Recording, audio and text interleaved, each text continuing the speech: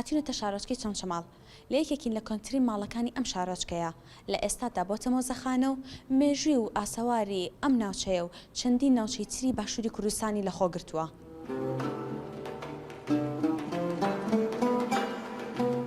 پاراستنی شوێنەوار و ئاسەوارە مێژوویەکان و مانەوەیان زیندوو هێشتنەوەی نەتەوەیەکە.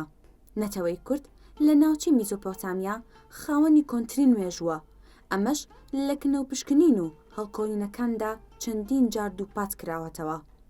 هەتا ئێستا هەر بستێکی خاکی کوردستان مێژوویەکی هەزاران ساڵی تێدا پەنهانە کە مێژووی هەبوونی کورد نیشان دەدات.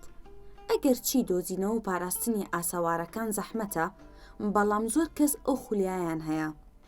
لە شارۆچکەی چەمچەماڵ نەزیرە محەممەد و کەریم ئاغای بابان کە بنەماڵەیەک بوون بنەچیان بۆ هەمەوەند دەگەڕێتەوە، دیوەخانەکەیان کردووەتە مۆزەخانە و ئاسەواری دێرینی چەند هەزار ساڵێک پێش ئێستەیان کۆکردوتەوە.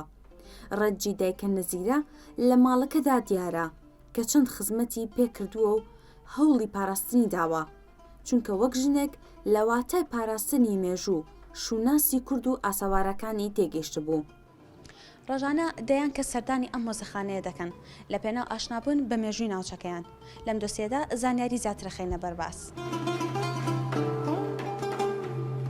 دیوەخانەکەی نەزیرە و کەریم ئاغا ئێستا بووەتە مۆزەخانەیەک بە ناوی مۆزەخانەی کەریم ئاغای هەمەوەند. لەلایەن هەڵەت کەریمی کوڕیانەوە پارێزگاری لێکراوە. ئەو ئاسەوارانەی لە مۆزەخانەکەدا کۆکراونەتەوە لە گوند و شارۆچکە و ناوچە جیاوازەکانی باشووری کوردستانەوە کۆکراونەتەوە. بەپێی ئەو زانیاریانەی نوژنها لە هەڵەت کەریمی وەرگرتووە، خێزانەکەی خولیای کۆکردنەوەی ئاسەواریان هەبووە. دایک و باوکی کاتێک چوونەتە ناوچەیەک یاخود ئەشکەوتێک حەزیان بە کۆکردنەوەی زانیاری و مێژوو ئاسەوارەکانی ئەو ناوچەیە بووە بۆ ئەوەی بزانن مرۆڤانی ئەو سەردەما چۆن ژیاون. ئەمە شوای کردووە هەر ئاسەوارێکیان دەست بکەوێت کۆی بکەنەوە، دواتر بووەتە کللتورێکی ماڵەکەیان. لە ساڵی 2016ەوە دیوەخانەکە کراوەتە مۆزەخانە و لەژێر سەرپەرشتی مۆزەخانی سلێمانیدایە. سەرجەم ئاسەوارە کۆنەکانیشی تێدایە. نەزیرە محەممەد و کەریم ئاغا لە دایکبووی ساڵانی 1927 بوون. هەرزوو دەستیان کردووە بە کۆکردنەوەی ئاساوارەکان و بە نزیکەیی مێژووی دەستپێکردنیان دەگەڕێتەوە بۆ ساڵی 1955. بەهۆی ئەوەی بنەماڵەکە شارۆچکەی چەمچەماڵیان ئاوادان کردوێتەوە، دایە نەزیرە خولیای مێژووی کوردستان و دۆزینەوەی ئاساری هەبووە، پاڵپشتی سەرەکی هاوژینەکەی کەریم ئاغا بووە بۆ دەستکەوتنی ئاساوارەکانی ناوچەکەیان و منداڵەکانیشی وەها پەروەردە کردووە خۆشەویستیان بۆ خاک و وڵات و مێژوە دێرینەکەی کوردستان هەبێت. لە مۆزەخانەکەدا چەندین ئاسەواری جۆراوجۆر هەن، وەکو گۆزە و بەبەردبوو پەیکەر. هەندێک لە پەیکەرەکان وێنەی ژنان پیشان دەدەن کە پیرۆزی ژنان لە مێژوودا دەخەنە ڕوو.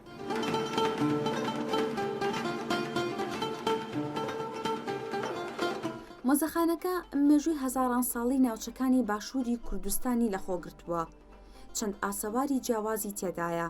هەندێک لەو ئاسەوارانە مێژووکی دەگەڕێتەوە بۆ 3500 ساڵ پێشزاینی. سەردەمی کاشیەکان، ساسانەکان و چاخی بەردینەکان. ئاساوارە مێژوویەکان بریتی بوون لە پەیکەری ژنان کە وەک پیرۆزیەک وێنەی ژنانیان کردووە. گۆزەی قوڕ، کوپەی قەبارە گەورە بۆ کۆکردنەوەی دانەوێڵە، پەیکەری گڵینی، پەیکەری بەبەردبوو، بازنگی کۆن، تەوقەی زیوی، کلدانی بڕۆنز و کۆمەڵێک تەڵاشی بەردینی، دراوی کۆن و کۆمەڵێک بەردی سروشتی جۆراوجۆر.